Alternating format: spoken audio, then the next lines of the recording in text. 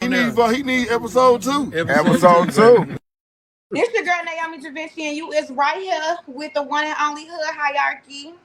You already know. Oh man, look, man, OG Tulo, man, the Coke Talker Houston. You know what I'm saying? 8 times, man, Dirty Size, man. You know, this what it is, man. You know, rocking with my boy, Uncle Beats. First of all, yo, salute to everybody in the building, man. This Jap City TV, y'all already know what's going on. Bandana Road, East Side Legend. I'm in this boy with Hierarchy, with my boy Uncle Beats. Y'all already know what's going on. East Side Chicago, West Side Chicago, low end, Wild Hunters. Acknowledge me. Let's get up, man. Let's talk about it, man. Yo, y'all. This Hood Hierarchy. This your girl Star with 3 R's. Y'all got it. This the best platform for the artists. Now we gonna start with the South Side, where GDs and BDs and Blackstones don't coincide. So let me be your tour guide. So when you in a certain area, you will know what that hood ride. How you doing, Two Sweets? How you doing? Hey. Good to have you here. If somebody was trying to be a guest on the Gangster Chronicles, what's the qualification? Man, just have an interesting story, man. That's how we made our name, man. We really made our name off of just having interesting people on, dog. Right. You know what I'm saying? To be honest with you, dog, I'd rather talk to an interesting person than a celebrity any day, dog. There we go. Any day. So if you got something interesting, I was on the Gangster Chronicles, so I guess I'm interesting, people. Yo, what up, people? Y'all tapped in with President Sly, Hood Hierarchy. Y'all checking out, you know what I'm saying? Unc right here. Stay tuned. Buffalo, New York in the building. Aye. Okay, so it is what it is. I am that girl, Olivia. This is Hood Hierarchy with Uncle Beats. Make sure you guys remember to look in the mirror and tell yourself that you are absolutely amazing. No matter what anybody says, you got this. Yes, life gets hard and it may knock you on your feet, but guess what? You'll jump right back up because why? Weebles wobbles, but we don't fall down. All right, it's your boy Lil Matt. Shout out Hood Hierarchy, Uncle Beats, salute all the way from St. Mark, Mississippi. What's the hood? Brooklyn, New York, Tampa, Florida, Ybor City. What up? This your boy Snap G, and you tapping in with Snap G and Uncle Beats on Hood Hierarchy, Mobcast. Tune in, hit the like, hit the share. You know what I'm saying? If you don't hit the share, your front door, I will be there. Everybody.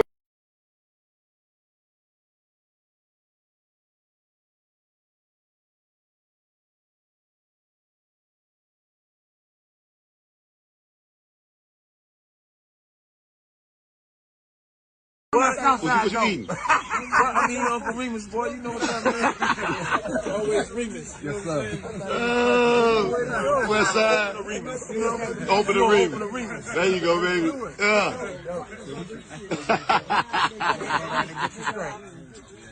Remus over Harem, you know what I'm saying? Hood Hierarchy, live with Uncle Beats, your boy Burn Poe, a.k.a. Dada Man.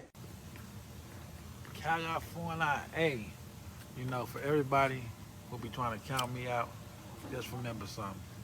You can't count. See that? See that? You see them mountains? Them mountains. Fellas, everybody listen. Don't trust these women family. Because every woman got some dude that's a family friend that been around for the longest, and the brothers will hang with you, the cousins, and they know about Derek. Beats. Let me throw it at you. Do you know that one move could change a person's life?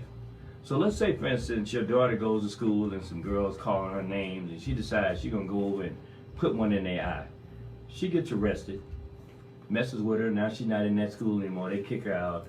It changed everything. So when we talk about raising kings and queens, I mean, we really got to prepare them for, you know, all those roadblocks and things that are out there.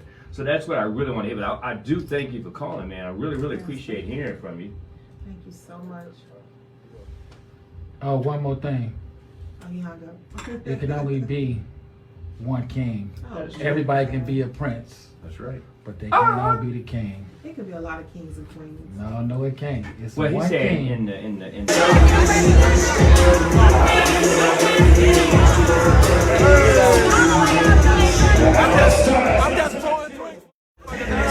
I'm just a bartender. Sage on side 1, Sunshine on side 2, and Sorry. And you better answer it right because my brother sitting right back. Because the real one, the love comes first. But if you pick the right one, the money gonna come afterwards. I know that's right, sister. It's the hood hierarchy mobcast, and it's me, Uncle Beats, in the streets like white lines on the corner like a stop sign. And it's gonna go all the way down. So if you want us to be all right, hit that like. If you care, hit that shit. If you want it, leave a comment. If you really want us out the trap, always put something on that real hierarchy cash out. So let's go. Zeno was our biggest episode. We're in the shop. We just came from getting the Polish, extra onions. You know what I'm saying? In the building. It's hood hierarchy time. Are y'all ready?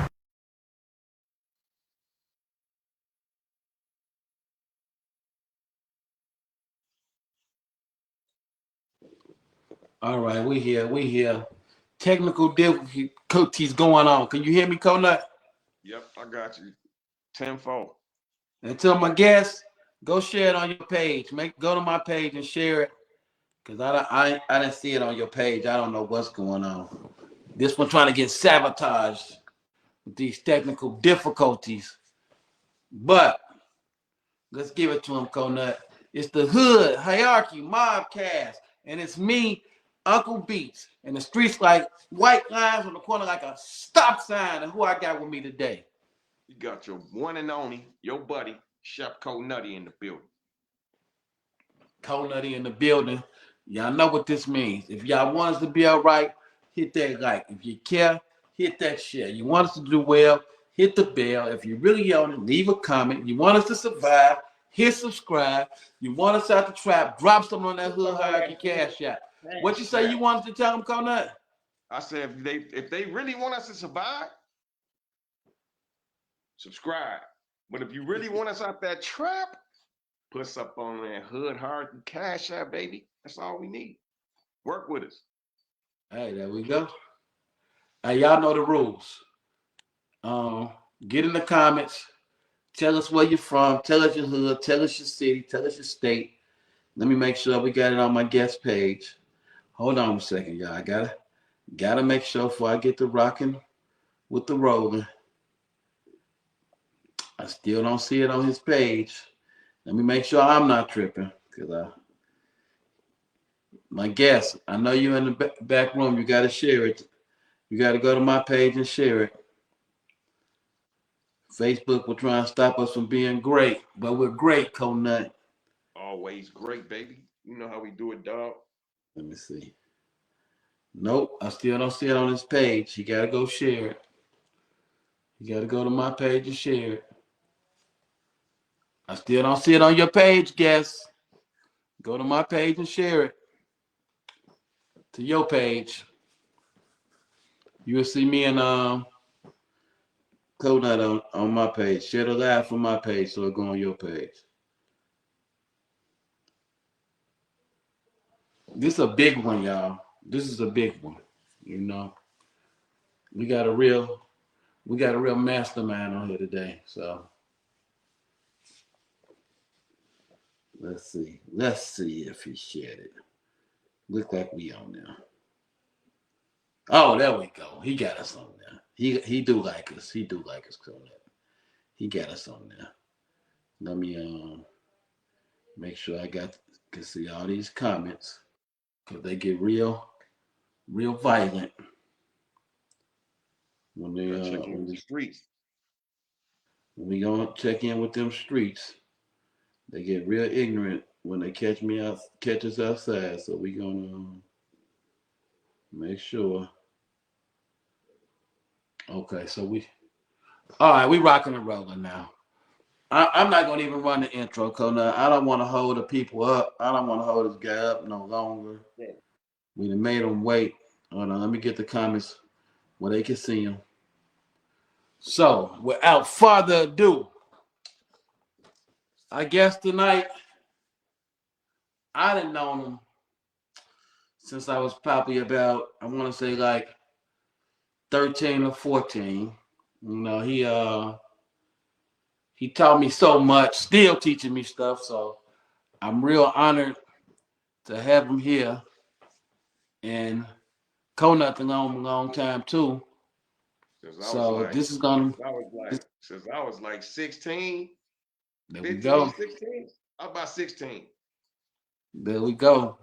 And when we say get it out the mud, we literally got it out the mud. I'm talking about he done took me to the rodeo. with that being said, I want to bring to y'all the owner and operator of Homestead Farming. Our brother and friend T. Cannon is in the building, everybody. He's in the building. And I'm gonna have to get them comments off Conut's face. What up, bro? What's up? What's up, T? How y'all about to do it, man?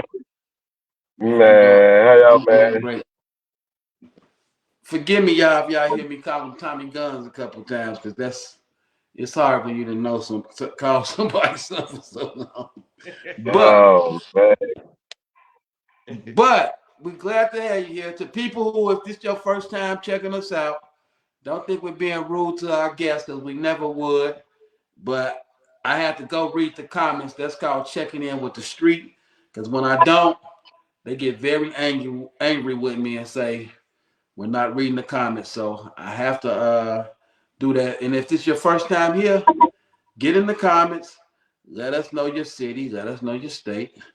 Let us know where you're coming to us from. So we know where they love us at. And it's freezing up right now, so I can't tell you anyway. Well, y'all on the screen, but I can't leave y'all there because y'all gonna cover up Conut's face, and we don't want that. We don't like that at all. Gotta see the nutty one. Hold on, y'all. Hold on, y'all. We need Uncle Boosie's uncle from Chicago face in here. You know, we don't get it started. You know, I got to reach out to the people. Keep up. Tell them, Conut, they gotta see you. Got to see. All right, there we go. We got action. I don't know what's going on with I don't know why they didn't let me pull the comments up. Well, y'all just keep commenting. I'm gonna get to y'all. So let's talk about it. First things first, before we talk about anything. Hold on, there goes some comments. There they go. I can see them now, y'all. Y'all saved the day. We got. Oh man, they in here too. Shouts out. Everybody on YouTube, shouts out to you. They go my guy Whoa Boy in the building. I'm in the movie Gangster with Whoa Boy. So y'all get ready for that. Billy Ray Valentine joint. Who else we got in here? You just walking past with like an extra, or you know? No, I'm in the movie. I play. I don't want to give it all away, but if I can't be in a movie named Gangster and don't be a gangster, so if anything else would be uncivilized. But I'm in it. I'm in it. I got a role in it. We've been doing it. Sure. I need my role. You know what? I probably could make that happen. They go my guy all the way from Bali, my guy Skrilla in the building. Happy birthday to you. Him and my dad got the same birthday, March 2nd, man. Happy birthday to you, brother. Sure.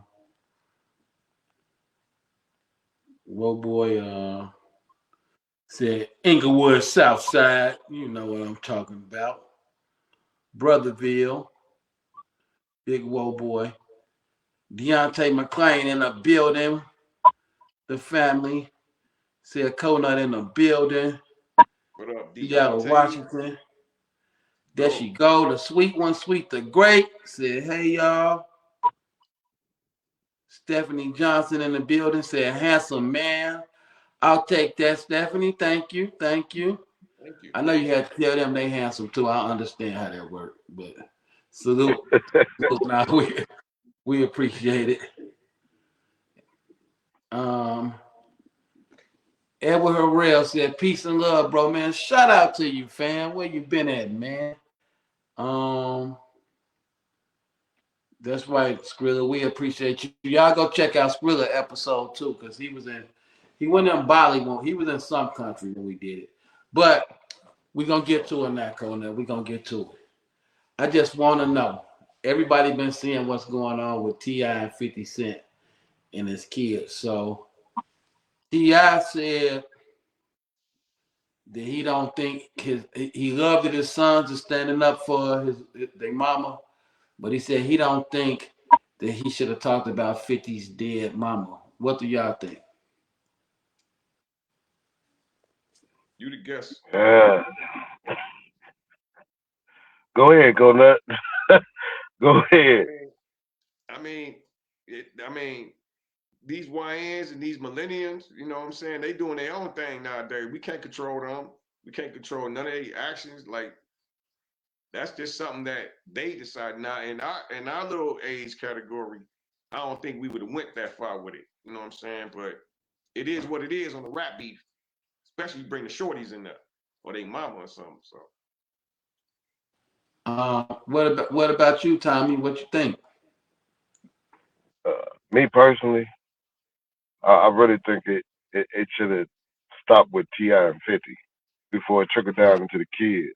Because when the disrespect started with the two adults, it's gonna always trickle down into the kids. For me, it's overrated because for me it's really about nothing versus what's going on in this world. But the real reality of it is like Konut said, these kids nowadays, they don't have the raising that we had back then. So the things that we seeing in these kids that we know we wouldn't have seen back then, it's just a product of the environment they was raised in. Let me I see the streets is talking about this. Let me see what they say before I open my big fat mouth. Salute to Elroy Brown Jr. Cannon is a real one. That's right, Elroy. He definitely is. Sweet the Great said, that's real. T.I. real one, so I can dig it. And she said, you're telling the truth. Deontay said, he said, play with my mama. I'm going to play with King. F your dead mama. That's how he feels. And she said they going in on King. No bars here with King. I ain't gonna lie. I really don't care what you say about a dead person. Because they dead. It's like, I really don't care. Just don't touch me. Because it's gonna be different. But this what I want to know. And I want to know what Tommy think, because yes, he's a farmer. Y'all seen it in the title. But he's from the hood. He really from the hood. And he just had a life sentence. And how much time did you do, Tom? I mean, T? 16. 16 years off of a life sentence. We're going to get back to that, but I'm asking you this for a reason. So, T.I. said he wanted to challenge 50 to a versus. And he said 50 started doing all this. But previously, 50 made a diss record calling T.I. a rat and saying, how did he only do a year for all them guns stuff? He made a whole diss record. So with that being said, without T.I. having a conversation with 50 about calling him a rat, should he be trying to do a versus battle with him? I go back to again. That issue should have been addressed first, because when you got a problem on the table, before you can get around the problem on the table, always address the issue. Because when you try to bypass the issue and try and go somewhere else for the other person, it's going to always be a conflict, because in their mind they're feeling like there's an unresolved issue. But if you're moving forward like the issue, again, you know, you got to know to expect whatever come behind that, man. Just knowing 50 in his career and how 50 has been throughout his career, the brutal reality of it is you got to understand 50 is 50. So you should have knew that was coming. You know he's gonna be in. I got an issue with somebody in my family, right? They got an issue with me. Mm-hmm. I don't really got no issue. Let me say that right. But I feel like until we talk about it, I don't need to be around this person. Because I'm gonna ruin the party. You're not gonna sit and be in the corner like, oh, y'all know where we come from. To me, that's dangerous to have somebody around you that got a problem with you. We have to address that first. That's real dangerous if you don't address it first. Because you might be thinking something else, and I'm taking you for a joke. So trying to tell you something. Let me see. You got it. They in the comments talking about it. She said, right. 50 don't care about what he said. My guy, bad guy Arnold in the building. He said, 50 ain't responding. He's definitely up to something. Now, he definitely up to something. He definitely up to something. I got my opinion a little bit about that too. What you think, Cole Nutty? I mean, we all know 50 is 50. And like T Cannon just said, like Big Bro just said, it must be some other issues behind all that.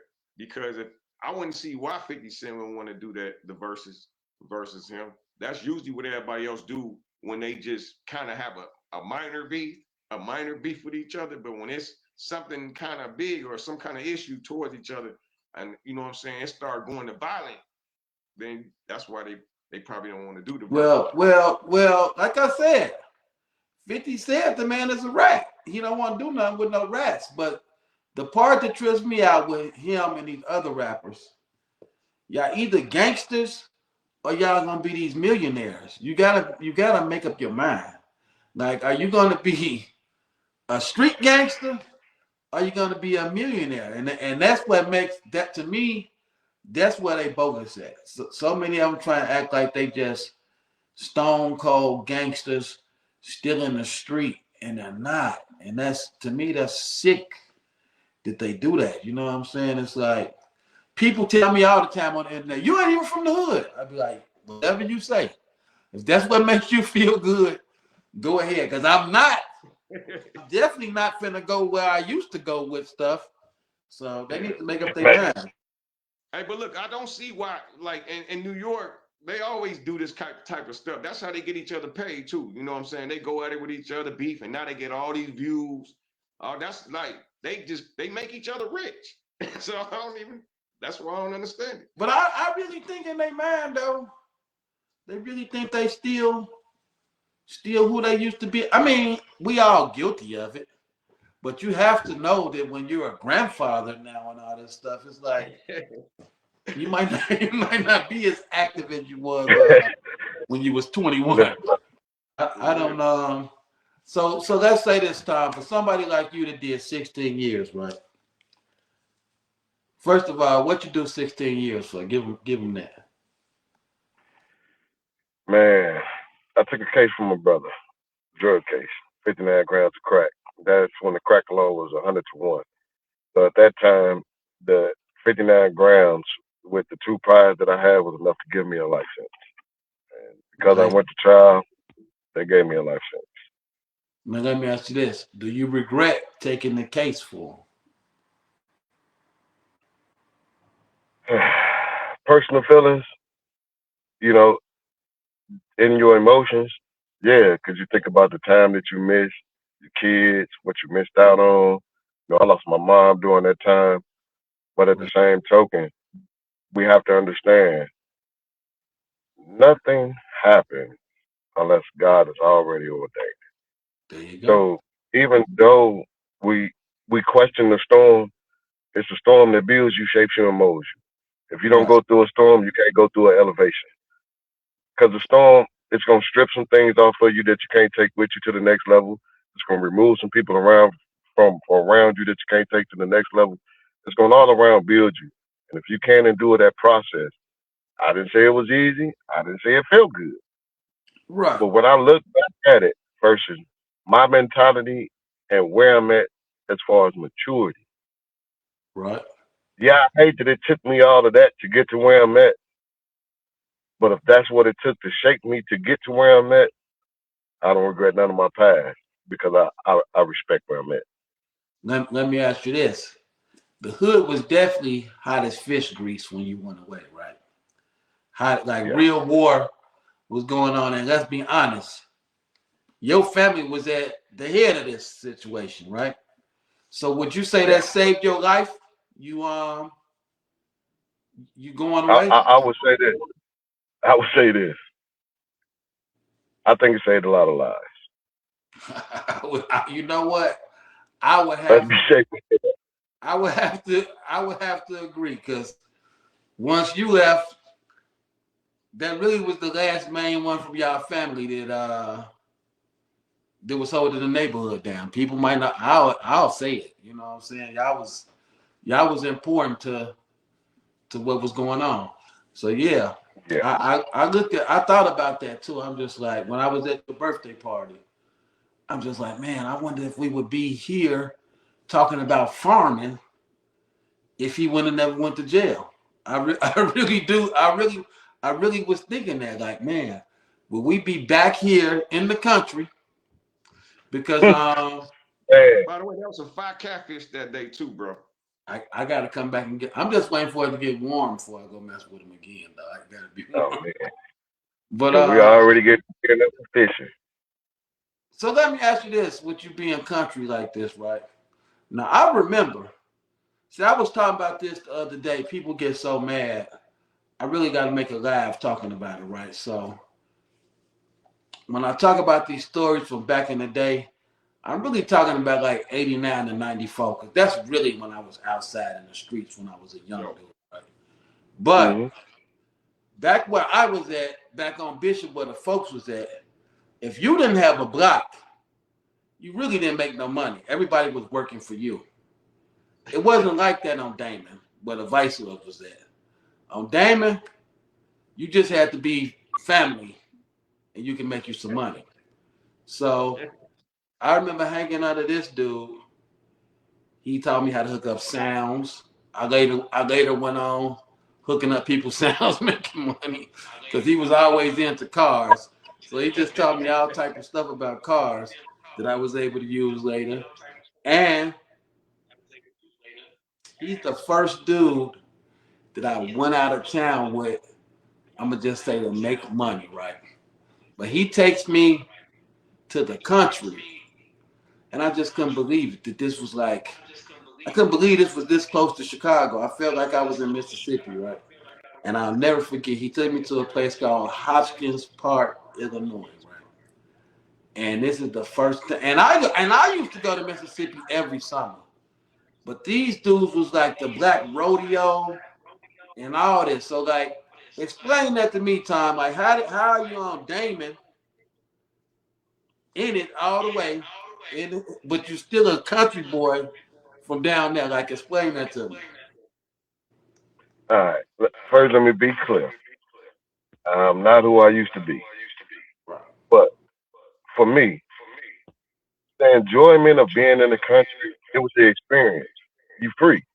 You riding ATVs, you riding horses, off through the woods. You got bonfires, you got rodeos, you got barn parties. Like, it was, for me, it was a whole nother life. Like, it was lit for me. Because coming from Chicago, you used to block hugging, block shit. Well, block things. But when you leave the block and experience something different, man, it's like a whole new world. That's why I always was willing to bring y'all out here with me, because I wanted y'all to experience that sense of freedom without having to be worried about the stuff that goes on the block. You got to have a pistol with you. You always got to have your head on a swivel. You already got to be on your P's and Q's. You can't trust nobody. To put you in an environment where you can get a peace of mind, a break, sit back, reflect, think, enjoy yourself, and have fun. And that's why I always, being raised here, because we moved here when I was younger. And even though I went back to Chicago and stayed back and forth from Chicago, I always maintained my connection here, because this was my peace of mind. Right. Yeah. I definitely, even when you got out, right, I'm like, when is he going to go back to the country? I knew you was going to go back, though, because I'm like, at this age, nothing else makes sense. Like, why would you want to be around all this foolishness is going on in the world? You know what I'm saying? It's just like when I came down there, I'm like, man, and you like, man, I got these acres and I'm gonna plant this over there and plant this. I'm just like, man, he doing what these white boys do. The real, where the real money is at. This is the real money. Everybody else is still trying to sell dope, scam people. Like, he's really finna get it out of the mud, literally. Yeah. Literally. Literally.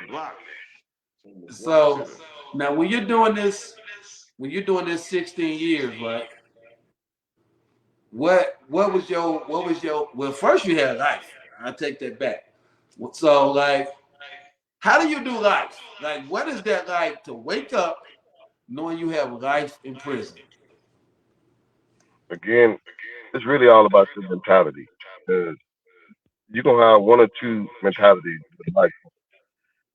Either you're gonna ride it till the wheels fall off because you already gave up and accepted that that's gonna be the reality, or you're gonna do things to put yourself in a position to where when something changes, you can benefit from it instead of crippling yourself and not being able to go home.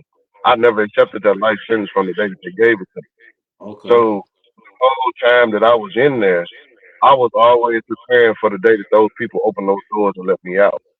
In spite of what was going on the news, in spite of what the law said, in spite of what the judge said, I had to get a grasp on what God had to say about it. And really just being brutally honest with you, that's what got me through it. Just my faith and my trust in God and His word and what He said to me, the vision that He gave me. Right. That was my comfort. But before I got to that space, I still always had the mentality that I'm not gonna die in these prisons. So I'm gonna do whatever I need to do in here, take these programs, take these classes. I'm gonna stay out of the way, whatever it is, because your behavior, your behavioral patterns, Right. they watch. They know you make mistakes, but they want to know what are your overall behavioral patterns. Yeah, I made some mistakes. I got into some situations in there. I went to the shoe. I got shipped. I got transferred. But my overall track record in there, program, I took every program that they offered. Okay. I got every certification that they had to offer. And I was preparing for the day that I came home. Yeah, I see. So when you get the word that they're letting people out of prison, like, how did that make you feel? Even when Trump had signed that law, the stipulation that they had put on it was that you could only file the motion once. If you got denied, you couldn't file the motion again. Right. Again, at that moment, I was so far into what God had spoke to me, the vision that He had gave me. I didn't even care what I seen. Right. The day that they gave me that immediate release, I woke up that morning and went to work with a life sentence. I came back to that unit on lunch. I had a conference call. Before the 4 o'clock count, I was at the bus. Wow. So you got out the same day that they gave it to you. The exact same day. And this, I'm gonna tell you how good God is, man. I know a lot of people don't like overly religious, but I'm gonna share something with you. Bro, the situation was so crazy. It was a conference call. That call, that judge put the motion in. I never even filed the motion, man.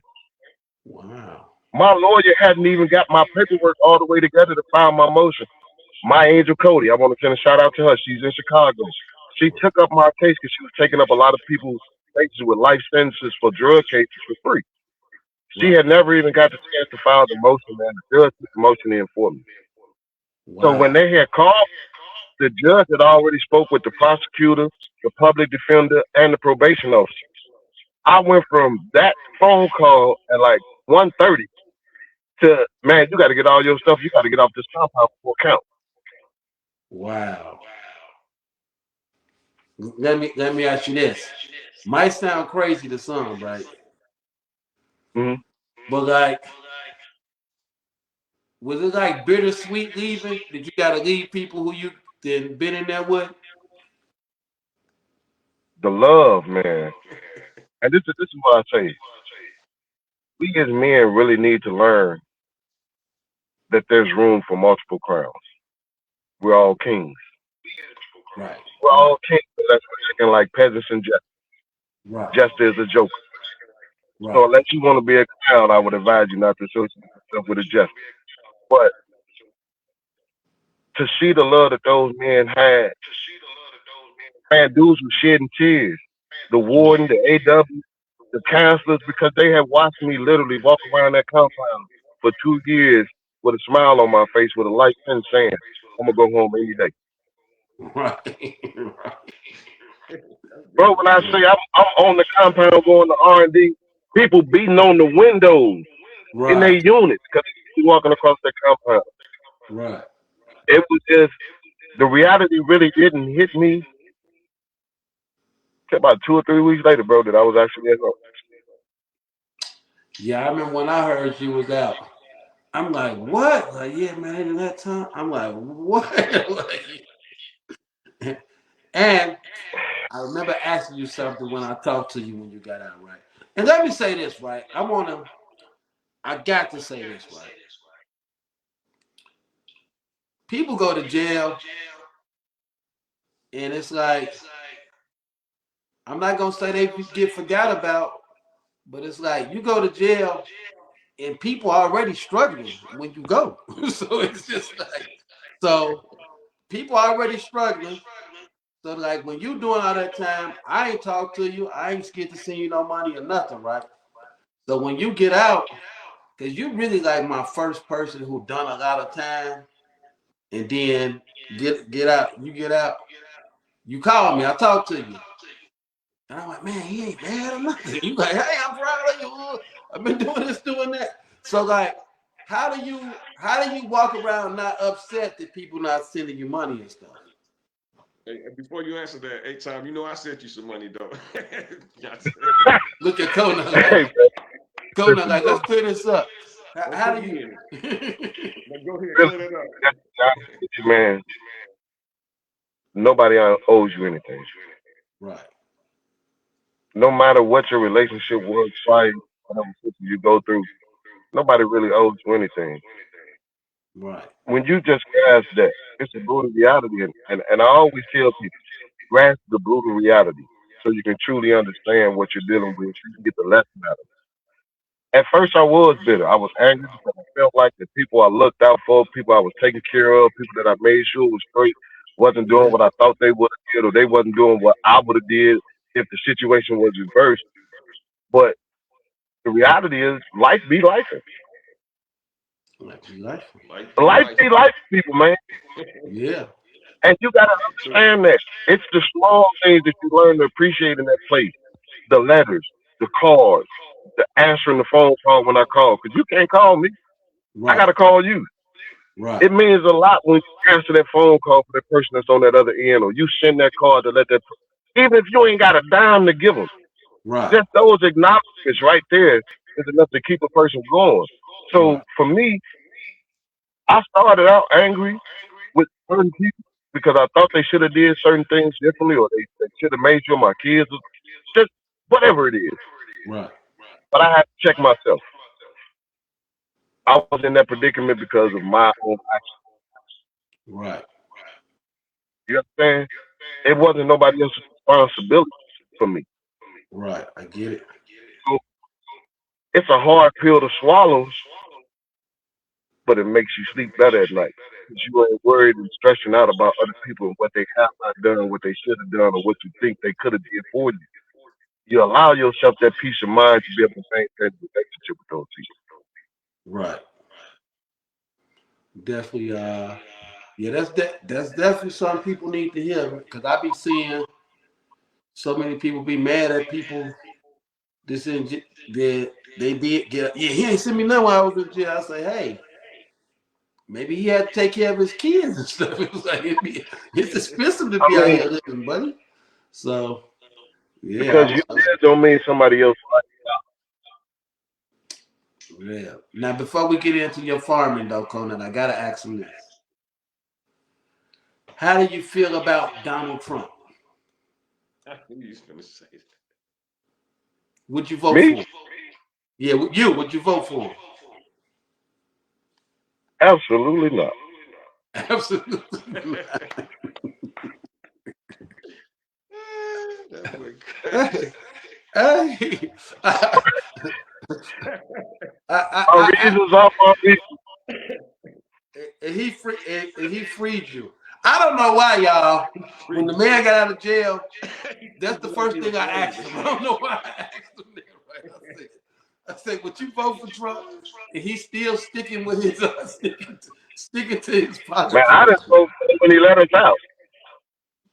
I most definitely wasn't going to vote for him when I got out. Yeah, right.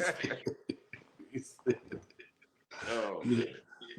That's just my personal opinion. Everybody got their own opinion, man. You know, I wasn't going to vote for that guy. Right. I mean, and the realistic of it. Okay. Outside of his nonsense and his propaganda, which are the things that I really don't like, his propaganda and the nonsense that he says on a regular basis, but the way he goes about doing things, I will say this. It make people either use the bathroom or get off the pot. Right. If you trying to do something, he pretty much kind of made a way for if you really want to do something, it's some funds out there for you to do it. But if you just trying to sit around with your hand out, yeah, he squeezed that nozzle. He made that drip a little bit tighter. Right. I'm not gonna lie, Conan. I feel like he just approached everything like a businessman. Even letting y'all out of prison, because he got out more people from prison than any president ever did. But he let out people for being businessmen. All y'all did was people were in there for bad business decisions. They chose the wrong business. And and that's the wrong stuff. He really let them out for being bad businessmen. Just like, so I'm like, hey, I don't even think it was a black thing. I think he just looked like, hey, they just was bad business, wrong business. But a lot of them people like you, that's why to me, that's why it's important. When I say, like, yeah, he got a lot of my friends out, but people like you are teaching people how to take. You were smart enough in that other game. You was great in it. I think you'd be great in it. Help me be great in this at times. So I think you'd be great in it, right? So for you to come out, honestly, man, I feel like it was 1993 and I'm 15 years old on Damon when you're like, hey, man, I'm telling you, I'm finna grow this over there. We're gonna get the goats over there. Man, we can make this money. I'm like, wow. He still has that business mind frame, but prison has shown him use that mind frame for some legit business. So with that being said, you gotta tell us about the farm. But before we get to talk about the farm, Conut, you gotta screen them. You gotta screen them, Conut. You know what the first question of the screening session is, brother? If you've been watching before, what city and state are you from, bro? Born in Chicago, Illinois, County, partially raised in Pembroke Township, Poplar Park in Chicago. You said what county? Kankakee County. Kankakee County. I'm born in Cook County. And what part of Chicago you from? Out south, Inglewood. All right. You know what's next? We're gonna ask you if you was in the hood, right, and somebody just came over to the hood and they needed something to eat, and they was really hungry, and they didn't care about the shootings or whoever got shot the other day. What would you send them to?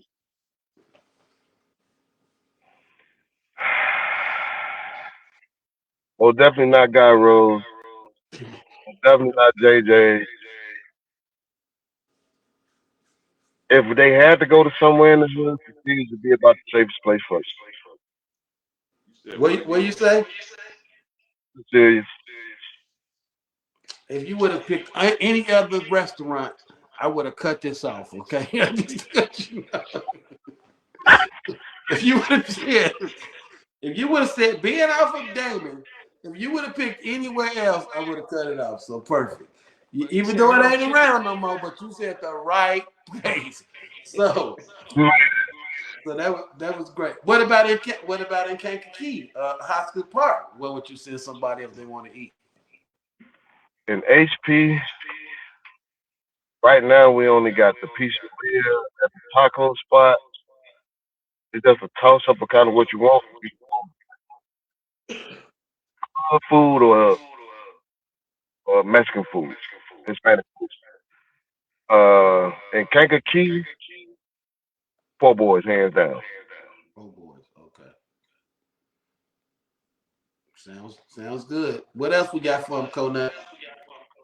And so if you had an option, right? You know what I'm saying? I want you to think deep, right, before you answer this. We need 3 of your favorite hood movies of all time. Paid in Full. Like you, Paid in Full.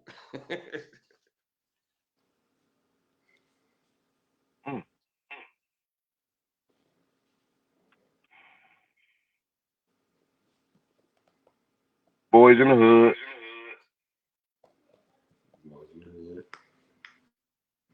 No jail movies, Hunty. Enough of the jail movies. Them 2 good ones though. So far, so good. Society. I mean, all classic, all easy. Hold on, somebody in the comments is talking about. Stephanie said, she said, no way. K3 twins, or Star Wings. Hey, that's her opinion. That's your opinion, Stephanie. Hey, I know who she is. Hey, that's what she like. That's what she like. For me, Po' Boys, I'm New Jack City in there too. Huh? And she threw New Jack City in there for the movie. Y'all keep on coming. I'm gonna get them comments. Yeah, them is dope. Them is dope. I think he pretty hood. I think he pretty hood, y'all. We ain't gonna hold him up because I really want to talk about this farming. I really want to talk about what made you decide. Because you done been through some things. Here's one I throw right. I just start throwing at people especially people from the hood, right? What's one of the worst things you ever experienced living in the hood? Just one of the worst things. Wait. Took the words out of my mouth. What'd you say, Konut? Took the words out of my mouth. One of the worst things. Something that made you say, like, man, I gotta get out of here.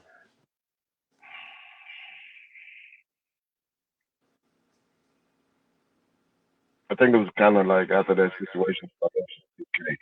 Man. Oh yeah. That life sentence. That was just kind of like the last. That was the icing on the cake with the life sentence. So you said the situation with K, then the life sentence was this.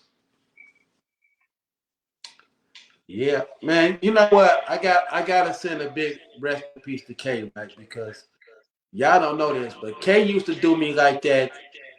That kid on the boy on Sugar Hill that used to come around on the bike. like literally, K used to be like, Beats, what you keep coming over here for, man? You got cars, like your family make sure you're straight. Why do you even come over here? Like it really go down around. Like K used to be on me about that. I don't know if you remember the night K got killed. I had just pulled up and UNBA was outside. And I was like, what y'all looking like that for? He's like, man, they just killed K. I'm like, no damn way. And it was just like, I'm with you. I think K passing was like a big thing for me too, man. I really when at the funeral, I took some of the brothers rode with me, right? and I ain't gonna say which one, but one of them is sitting right next to the police, right? And I know they got them things on them because they had them with them. Everybody had them. We coming to the church. He's sitting right next to the police. Oh, I'm just like, man, this can't. I say K wouldn't want him sitting next to the police. Talking about he gonna do something and got it. And I'm just like, man, this. I just kept on hearing K voice for a long time, saying, "Hey, Beats, why is you even over here?" And I really did. And like you say, then once you went, that probably was that was it. After I think so. Well, let me say for me, because the brothers who had my back was the brothers who had my back, and I had enough sense to know. But like once you was gone, Jamel wasn't around. There really wasn't no reason for me to be over there, because you know Fred is Fred. Fred is chilling, taking care of what he's taking. So yeah, well. So hey, but you did say before. Remember when after you know what I'm saying? My opinion, of course, when I got shot is when I said enough of the hood. And when Eric died, rest in peace to Red Eye. When Red Eye died, you know what I'm saying? All that stuff. It's like everybody was breaking apart. We were losing brothers one at a time, and it was a rough time for Red Eye didn't do it for me. Eric died didn't do it for me. When we was at Eric's repast, K pulled up. He was like, Beats. And I was talking to him, like, you good? I was like, yeah. Then I turned around, all the Stones was looking at me. I was like, man, K don't care, man. He pulled up over there. I'm like, it ain't even dawning on me, because you gotta remember, I'm still not a Stone or a Vice Lord. So it ain't even dawning on me like who's into it with each other. K pulled right up in the alley on CD. I'm talking to him. And once he pulled off, they was looking at me like, no, you did. I'm like, oh, yes, I did. But no, it raised the eyebrow a little bit, Eric. But it's still like Tom and K really made me like, no. It's just like, what can I? One homie dies, and another one goes to jail for life. Like, what can you? Where's the win? And it's happening everywhere I go. Somebody getting life for dying. Like, nah, you can't win in these streets. You know what I'm saying? So now, with you figuring this out, when you get out and you finally go back to the country, doing it like you're in I'm down there like, man, I'm just in this, cooking the best fish ever. The best fish ever. What made you decide to start this farm? And let's note, this was a couple months ago when you said you're going to get it going all the way. What made you decide to start this farming business, and explain what homestead means to people who don't know? Okay. All right. First, I'm going to start with explaining what homestead farm is. A homestead farm is actually where you farming at the same place where you live at. You got a home on the farm. What got me into the farming, I had did like kind of very different jobs in the union, concrete, cement, mason. I was the maintenance supervisor for the mayor and the village office board, fixing roads and all that stuff, the waterworks. Then I worked at a butcher plant. And my last job was with Black Oak Learning Center. It's a non-for-profit organization that deals with farming. And I was a fleet manager and equipment operator. Going over there and just getting in that loop, it was always in my spirit to come back out here and do something with the land. I just didn't know exactly what I wanted to do. I knew I wanted to get some animals. I knew I wanted to have a garden. I knew I wanted to have a kid. But going over there with Black Ghost was really, honestly, is what really opened my eyes to really the broader aspect of farming and agriculture. So when I got into it, working over there, I had a love for driving heavy equipment, being outside, working with my hands, just doing things and then watching it come to fruition after I done put my work in. So for me, with my kids like it. I got my niece and my nephew interested in it, different other kids interested in it. But it's just, man, when you see really what you do with your hands, you sit back and you watching these seeds grow out the ground, you watching them produce food, you looking at people when they eating your food, coming back, getting it, telling you, man, they appreciate the food, how good the food is. And then you look at the world. Look at the world, man. This community thrived on farming and raising livestock. We have a food shortage. This country is going through multiple wars. What better time than now to start back going to our agricultural roots? Yeah. Now, when you was in prison, right? I seen something, and I'm telling people like, man, I've been out there before. Ain't that what Oprah Winfrey came out there and like did a In special? fact, Oprah Winfrey was on the property that we own. That property that you came to for my birthday when she came out here. Oh wow! I was in Wow. prison when she came. Yeah, when I seen it, people was telling me, you ain't never been out there. You always said, I was like, man, I've been there. I said, I've been out there. I said, I've been out there several times. So explain what was going on when Oprah came out there. It's pretty much the same thing as the guys with a lot of other people that come out there. Give people that share this illustration of or this false illusion of an impoverished, poor and needy people. And you get people that come out here and see the resources and they see the land, but in their mind, they're really not thinking about helping the people that's out here. They're thinking about getting their pockets wealthy because they know they can be funded and come out here under the guise of helping the people and then turn around and run off with the money. Right. And when Oprah Winfrey came out here, it was like already going on, but with that amount of money that she came with, and greed is an infectious disease. Right. Put a person in position with the right amount of finances, yeah, greed is gonna kick in. Right. And this was my proposal to the senators, L.J. Sims and his chief of staff, Bill. How about stop sending people out here with the resources? Stop putting that money in people's pockets, and let's create a pool of resources, equipment that can be utilized in the community. People that really want to, and you'll know who's serious and who's not, because there's no money to be taken off the table. There's only resources for you to utilize. You just said something big. You just dropped a big one. See, I don't know if this went over their head, Conan. You said when you told the senators, is that what you just said? Yeah. We had went down to Springfield on a farmer's lobby, and I had the privilege to meet Senator L.J. Sims, and afterwards I had the chance to meet with his chief of staff, Mr. Bishop. Right. We've also had the opportunity to meet with different senators and legislators from our states, and that's really the push that we're trying to make. You have this funding, you have these grants.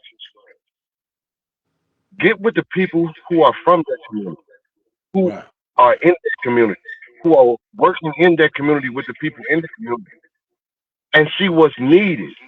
Because a lot of times it's not about money. Right. It's resources. Right. If you give them the resources instead of putting the money in somebody else's hands, you will save yourself a lot of money, time, and headache with going over the same issue over and over because you keep sending funds and keep getting ran off. Right. Instead of teach them to fish, as they say. Give them the stuff to go keep on feeding themselves with, instead of giving somebody some money to go blow at the strip club like I would do. Makes Yeah, a lot please. of makes a lot Really, of sense. man, we're preparing for the future. It's about because, man, we up in age. We can lay up the odds, man. That's you. It's about a baton, a torch. I ain't old. I just ain't got used to. We're preparing the torch, brother. We're preparing the torch. What do you do with a torch? You say what? What do you do with a torch? A baton. What do you do with it? Pass it to somebody that's gonna keep the fire going. You pass it to the next runner because your legs done got tired. You pass it to the fresh legs. Yes. We're trying to create generational wealth, not individually, but as a community. And we're trying to spark youth. We're trying to get the youth involved because the youth is the next generation. The youth is the future. Look at the youth that we're looking at now on TV and on news. Let's paint a different picture. Right. And we have the land, We have the know-how. We Right. just don't have a lot of resources. We just don't have the resources. Yeah. And what you're saying, it's amazing that, first of all, the resources are out there, but people too lazy to go down to Springfield and stuff and talk to senators and talk to people and tell them they'd rather complain than do something about it. So what you're doing is amazing that you're on top of it, and to see you so serious about it. Like I say, when I was out there, I'm like, man, he really finna make this happen. You know, you talking about the heavy equipment and this and that and stuff that it just resonated with me because, like I said, I used to go to Mississippi every summer, so I understand what it could be. I just never really knew that it was like. But I remember when I was a kid, my mama used to always tell my uncle from Mississippi, "I'm gonna take you to Moments and get some corn. I'm gonna take you to Moments and get some corn." So I always knew it was down what was going on down that way. But like, what's some of the stuff that you're growing?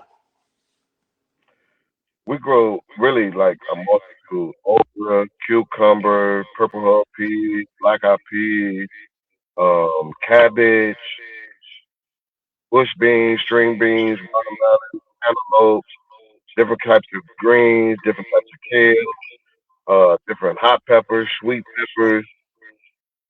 We grow basil, different spices. So, like, we're really trying to cover the whole fresh produce market.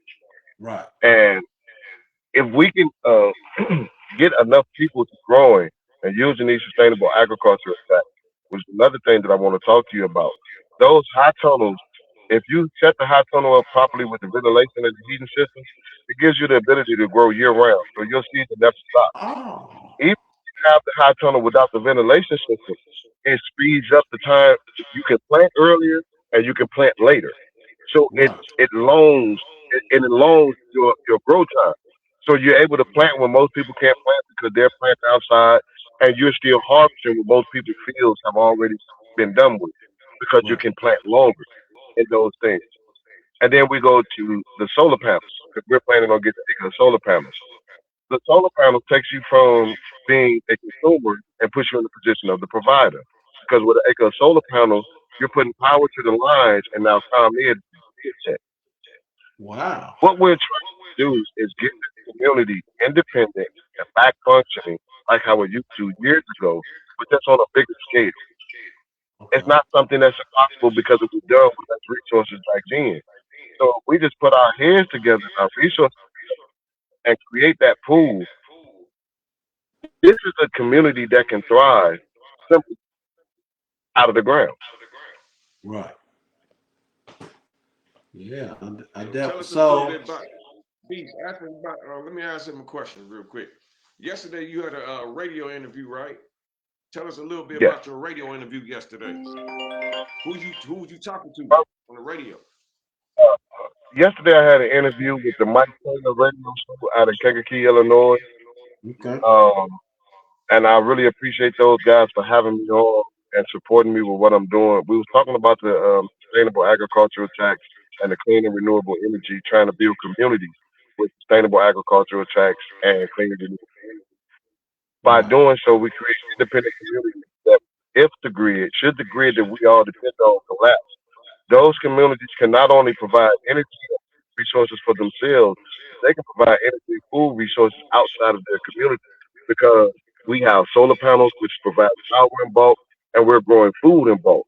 So now we can help kind of not take away but balance out. Right. With the food increase, the energy increase, because we're putting in the work here. Right. So you're not paying all that transportation fees, the mileage, the gas to get it from one place to another because you're getting it local. Right. Really amazing because now this is what I want to know. What do you sell it at though? Like once you grow like do you get a truck, like a watermelon truck, man? Like the watermelon man, like what do you sell it at? No, man. we functioned through Illinois Eats. Illinois Eats had a Healthy Eat Hub, which was throughout Chicago, throughout the whole Illinois, actually. Okay. They bought the food from local farmers at fair market value prices, and they distributed the food in Chicago and other areas in Illinois. Okay. We have the North Food Bank up in Chicago. They have a pantry, a food pantry, and they also have a soup kitchen. But they also have funding to a program similar to Illinois Eat to purchase the food from local farmers, and they distribute it and cook for their soup kitchen. Also, you have local marketing. You have fresh food markets. You have farmers markets, which are outside. Get a booth at a farmers market, and then you have local, still private-owned grocery stores that will take the fresh produce and livestock. Wow. How important do you think it is that people get fresh produce? Very important, because you think about the overall health benefit, and there could be no shortage if you have enough people doing it. With fresh produce and raising livestock, you have enough people doing it. It's just, I'm trying to find a word to exactly say how I want to say it. I think you answered a question that I was gonna ask. So you're saying it's no reason we should have hungry people in the street if people was farming. We have over 40 square miles of land out there. Right. 40 square miles. If we use 15 square miles of land out Right. for farm, Right. do you know how much food this just do? You could produce enough food to feed people from Chicago to Champaign. Right. Easily. Yeah, I see that. Yes. So just imagine with that multiplying and multiplying and multiplying makes a lot of sense. And I don't know if y'all are aware of it, but a lot of those people that are in Chicago with those vacant lots, you know that they're doing those neighborhood grow with vacant lots. They're turning them into community gardens. Then y'all got some organizations up there. They're using shipping containers like high tunnels and greenhouses. They're growing lettuce, greens, beans, cucumbers. Those are the templates. Right in the and that's what we're. Yeah, I gotta give me some land out there, man. Grow me some of that. See, people be thinking that's not a real thing, but it is. Because sometimes I'm on the back roads and I'm like, man, that is weed they going right there. And it's just like it grows you wild. can just do anything with this agriculture. People just not taking advantage of it. You ever be looking But what I would say is that legally, yeah, for your own hobby, but we're really. I don't know if people are really paying attention to the time. They not paying attention to the times, where we are in the time. Right. I mean, really take a good look at the world and what's going on globally around the world. Right. What are we preparing for? Are we really preparing for the future, or are we still living in the moment? Oh, that's you dropping it, because people gonna always need to eat. What happens when we can't get it shipped in from Mexico and all these other places that they're creating problems with? What? So are we supposed to starve? You know what I'm saying? Speak, please speak. And a lot of people don't understand that we've been getting majority of our fresh produce and meats from overseas. Right. But a lot of these countries we're now in conflict with. Right. Where you gonna get that food from? Where you gonna get that food from? Either they gonna cut it off or charge you $1 million for a burger.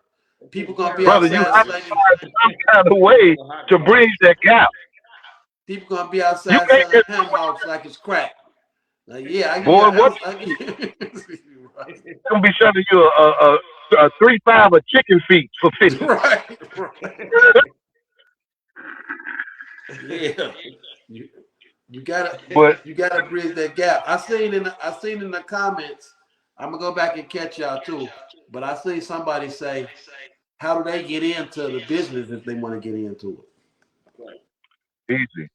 If you're a property owner or landowner, the first thing that you want to do is go down to the USD office, whatever your local USD office is, get that property registered as a farm. Once you get that property registered as a farm, then you want to go over to like NRCS, because that's what we went. We went to the NRCS program for the high tunnel. And we're going through them right now to try to get fencing for rotational grazing for the goats. It's really simple. Depending on how much land you have, that's going to depend on like your equipment needs and your needs as far as resources to farm the land. But if you're in the urban areas and you have a vacant lot, I would suggest that you use raised garden bed, probably find you a potential high tunnel structure, decide to put it on there, and fencing it. Because once you start growing that fresh produce, of course you're gonna have people from the neighborhood gonna want to test out your. They're gonna want to sample you. So put your fence up. Warning, don't grow no grapes around me and you ain't got no fence up. But seriously though, it's not a hard process, man. If you really want to get into farming, get your piece of property, get the property registered as farmland, and then go to NRCS and look at what type of agricultural tracts that they have for you to fit your needs and what it is that you're trying to do. So you don't need a bunch of acres of land to get going then. Absolutely not. Wow. This is. Hey man, we giving it to y'all. We giving it to y'all. Y'all say all I want to talk about is gang banging and strippers and rapping. I went and found my home, and this been in the works too. So we finally pushed it through. Coconut pushed it through. We finally pushed it through.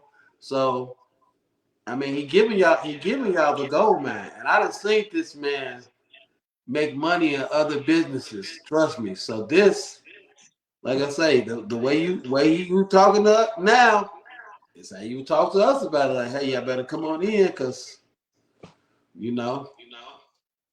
this is what it's gonna come to, and this is what like when I'm riding on them back the other day. Me and my uncle Jody Mack was riding to Sterling, Illinois, right, to look at a car, right. So I'm looking at these farms, and they got one house. So we riding through. I say, hey man, this is where the money is really at out here in these cornfields. People are fighting to do all this other stuff when the money is right here. You just got to get up and work. That's the only thing. You got to go to bed at night. See. It's almost time for a country boy to go to bed. You got to go to bed at night, but you got to get up early and make that money. And people don't even realize it. I'm just looking at all this land. It'd be one house. And I say, it's like this for a reason, because am I right or wrong, though? Yeah, that's how it is. One house and a lot of land. They just make it.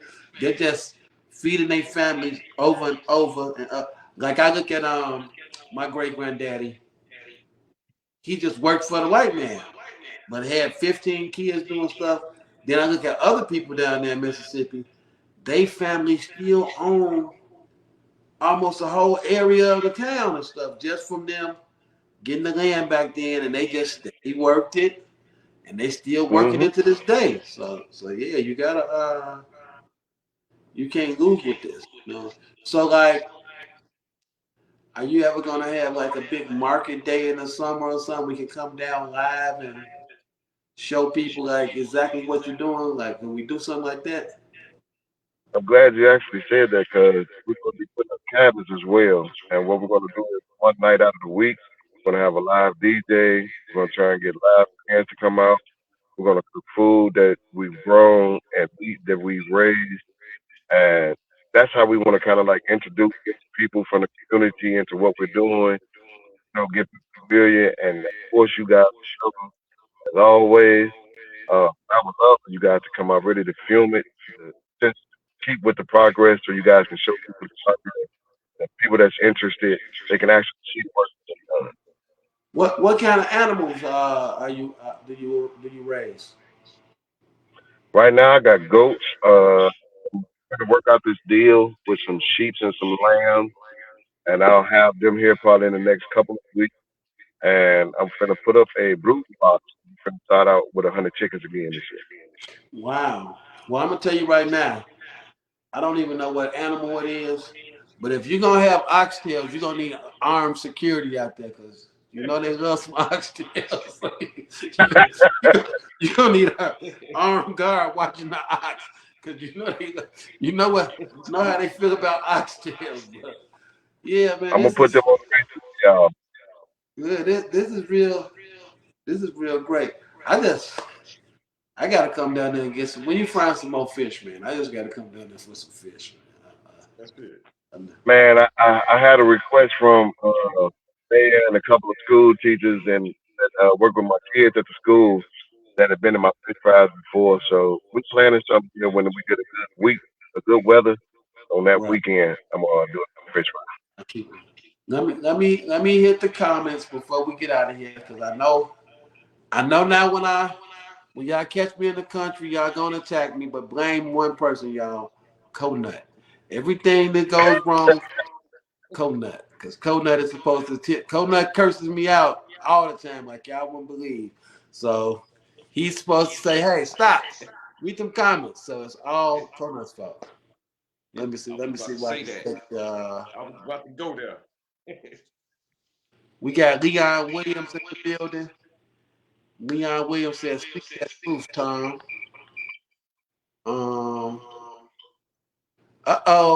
Barack Hoffman in the building, aka B.A.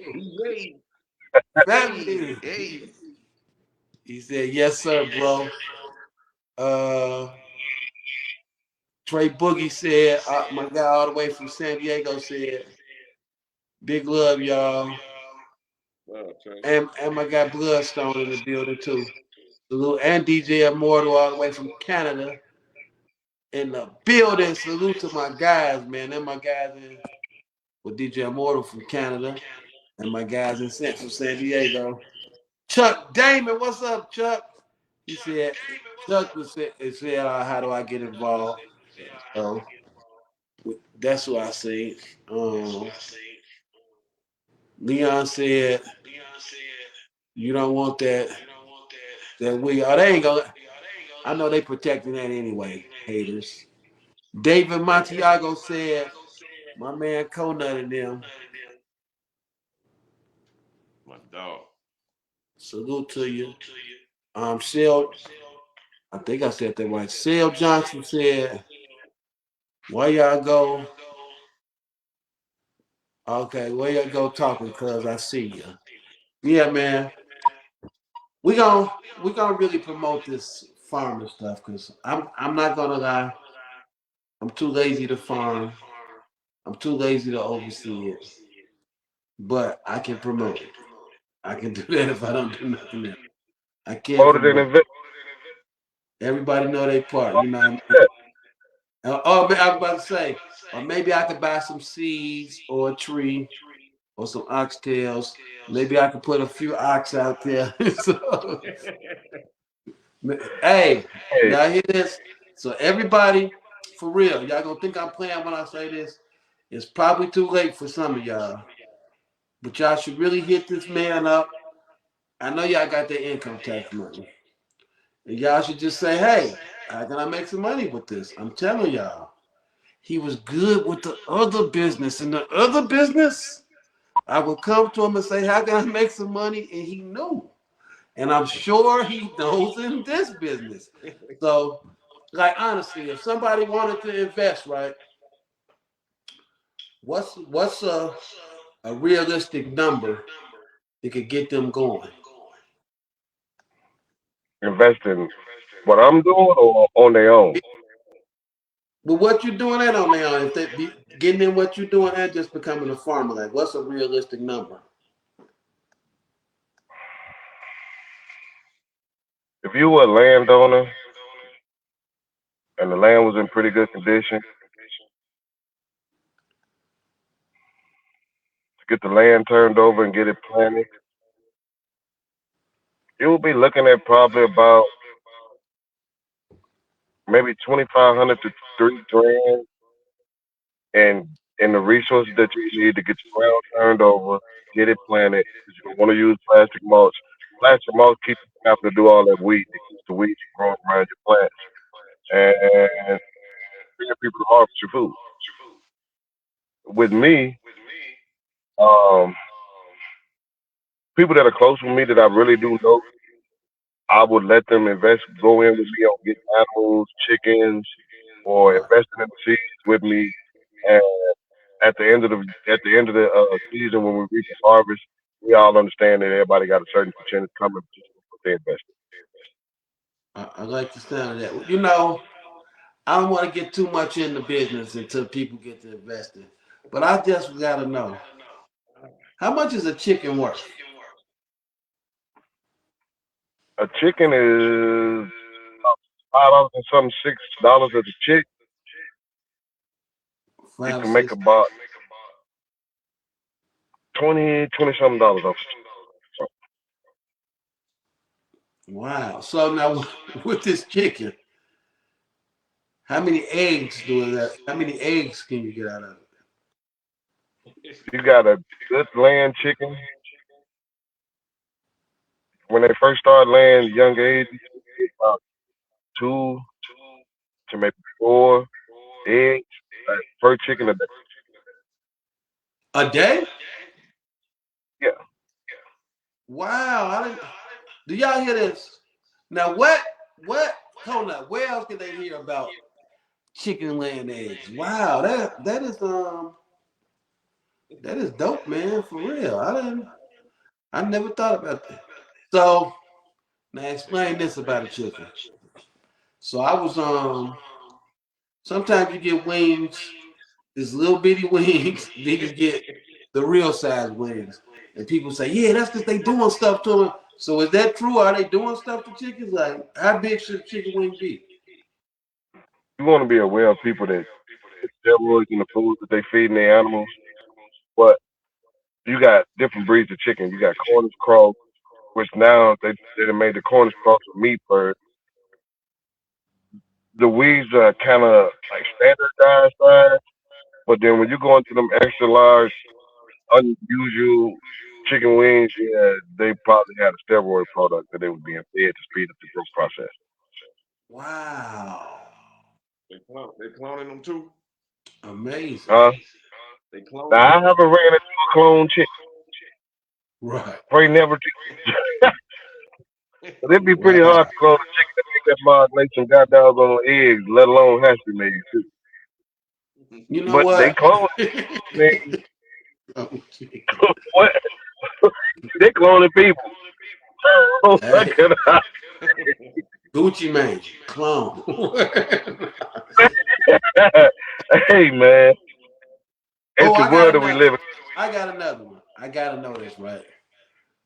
This is just me. They all look the same to me when they in the case, right? How do they know what a medium-sized egg and a large egg is? Look like they all be the same size to me. Like, how do they know what's inside the egg? Yeah, that's something that you can visually see. Oh, so you can, if you're an egg expert, you can look at it and just see the size. Yeah, no, you ain't even got to be an egg expert. You know what an average egg look like. Maybe I just need some glasses. Maybe a good pair of specs. No, they like about maybe a dime to a nickel in diameter bigger, a separate. Okay, yeah, maybe I need some good specs. Hey, y'all, this is great, y'all. These is both my brothers, but I don't get to talk to Tom every day like I talk to Conan every day.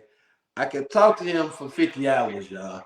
So hopefully he'll have time to come back and tell us more. But I'm always gonna feel away when I see a Tom, I see a BA, or a Jamel, because y'all didn't have to accept me. That's how I feel. Like y'all didn't have, and not only did y'all accept me, y'all made sure I was straight, and y'all showed me how to hustle. And nobody could take that away that y'all took me in as a little brother. I used to bring people over there just to show that I could come on Damon, right? I would bring folks over there. They wouldn't get out the car. Like, are you crazy? Are you crazy? What you got over here for? Like, then I can go over here and get anything I need from over here. Y'all can't even go. They can even go do with the folks. Well, I could come on Damon and do. If I could have a problem, I come right on. I say, y'all watch this. Go right on Damon. If I need bodies, if I need a baseball bat, whatever I needed, I could go on Damon and get it. If I needed a hamburger, whatever I needed, man, and that was just the greatest thing ever to me, man. I'm gonna always appreciate you coming to your birthday party. You just, it wasn't your birthday. You act like it wasn't your birthday. You just said, what you need? What you need? You need it? It's just like, but you know, maybe that's that Southern hospitality too that you got. Maybe you went down there and sucked it up and brought it back to Chicago because it's just like 100, man, and it's just and seeing people who done time with you was there, and we just having a see. That's what I like Conut see because Conut love to be people's friend first. So I'm still watching Conut have arguments on who know you better than dudes in the Metro prison. And all that stuff. But it's just like, man, people just rock with you, man, and it's good, man. I ain't never heard nothing, and I done heard something dirty about a lot of people. I ain't never heard nobody say nothing bad about Tom, ever. Nobody. Well, maybe they wouldn't tell me because they figure I would say something I would tell you. But still, I never heard nobody say nothing bad about you. So, man, I appreciate you. Tell them where to find you at, man. Just tell them where to find you at, man, so they can follow the journey if nothing else. Man, we are TNR Cannon Family Farms in Pembroke Township. You can find us south of Chicago, southeast of Kankakee, Illinois, off of 312. Before I go, I do want to acknowledge a couple people who helped me along the way, helped me build a high turnover, they helped me along the way with the work. The cowboy community, Sean, Shug, my niece, Catrice, my niece, her sister, they'll be mad at me. But my wife, my sister, because we already began as a family to put up that 30-foot by 120-foot high tunnel. When people said that we weren't going to be able to get it done, because we didn't have all the stuff that other people had when they were doing it. And we put it up with one 10-foot ladder. Whoa. No capital, no nothing. Right. And we got it done. I really want to acknowledge them, Ms. Singleton and the mayor, community, man, for really getting behind me and pushing with me, man, and supporting me, man, even when other people didn't see my vision, still can't see the vision. Right. They're with me, man, because they can see it. Man, salute to them. Kona, you got to tell us something before we go, but let me read the comments before we get out of here because they still coming in. They love Tom. Let me see.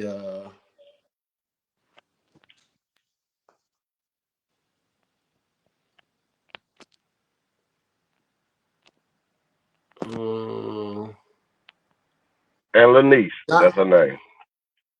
There we go. Salute to David Montiago said, I'm interested. I'm into investing. This is cool. Get up with me. He tagged in the live. All you gotta do is hit him up.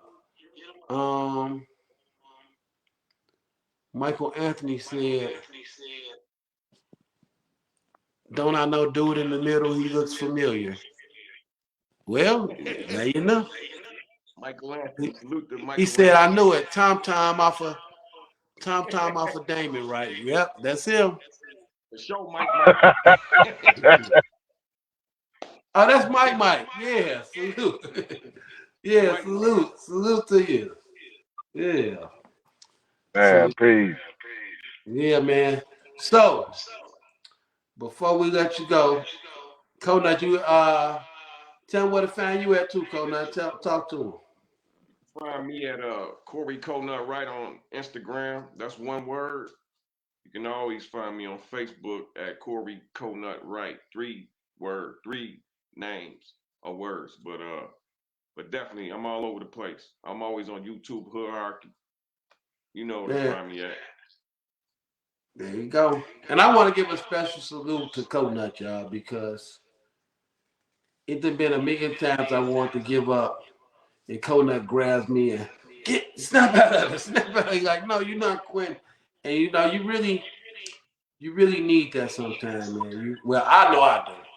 And I thank God every day for putting the light under Coconut, fire under Coconut to put the fire up under me. Because it's more to this than just me. It's more to this than just Coconut. But like I said, in this field, I explain that to Coconut all the time. Like, no, I don't care about you helping me in anything else. You help me with this. This is what I need somebody to help with. And that's what he did. And the same thing with you, Tom. We got to help. If we do nothing but this, but promote it, we doing our part. And people just have to do their part. It's just that simple. Tell somebody so they tell somebody, because you never know. Just like the guy David said, hey, I invest in that. David might have $1 million sitting around. He might have some fat white girl's tax money that he can make some happen with. We just never know. So it's just like, I'm just playing with you, David. But hey, we appreciate y'all. Coconut, we need a Hood Hierarchy drop from Tom, Coconut. He got to say farming. Explain to him what he got to do, Coconut. You got to give us a drop with, of course, Hood Hierarchy, Uncle Beats, Coconutty, and the farm, drop the farm. And then that's it, all together in one big old ball, snowball. So we giving you a name right now. You got a new name now. You T Cannon the Farmer, baby. That's who you are to us. T Cannon the Farmer. So that's I'm gonna take it too. I'm gonna win. On the count of 3, go ahead, drop it. Man, what you want me to drop? Name of my phone? Yeah, you just name of your farm, tell them who you is, and tell them check out Hood Hierarchy. Man, we TNR County Family Farms and Township. Then we south of Chicago, southeast of Kankakee, Illinois, off of exit 312. And if you want to see what we're doing, come out this summer, man. Get you a good look at what we got going on. We'll give you a layout of what we got going. Let you come through the high tunnels, let you see the fields, let you see the rotation of grazing systems, let you see the animals, and see if you're really interested. If not interested, at least get you to where you understand what's going on. I love that. That's a commercial for us. And you got to send me your logo and stuff too, so I can start putting it up. So, man, salute to you. Nothing but love. Now, this part is important. We end the show one way and one way only. One way only. Tell him what we do. Tell him what he got to tell us, Coconut. We give our guests the last and final word. So, with that being said, when we ask you what hood you from, you got to give it to us. All right? What hood you from?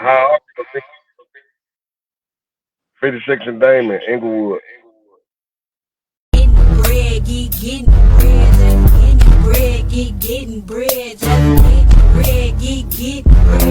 ain't no swag, just witness bread, ain't no swag, play witness bread, ain't no bread, just witness bread, ain't no bread, just get bread, ain't no swag, now get the bread.